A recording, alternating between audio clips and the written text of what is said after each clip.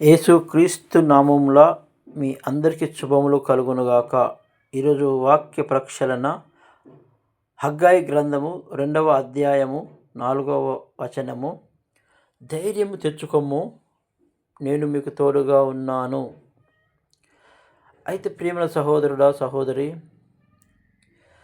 ఈ 2026వ సంవత్సరము ఈ 2వ నెలలో దేవుడు నీతోనే మాట్లాడుచున్నాడు.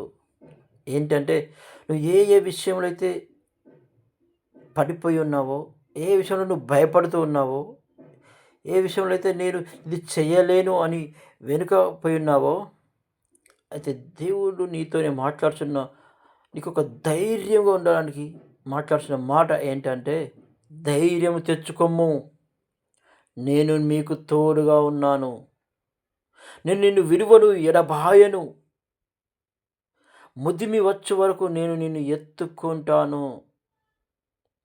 హల్లెలూయా! దేవుడు నీకు తోడుగా ఉన్నాడని చెప్తున్నాడు. అయితే నువ్వు ఏదో ఒక పని ప్రారంభించాలని నువ్వు అనుకుంటున్నావు. ఆ పనిని వెంటనే నువ్వు ప్రారంభించు, ఆయన ఆ పనిని ముగిస్తాడు.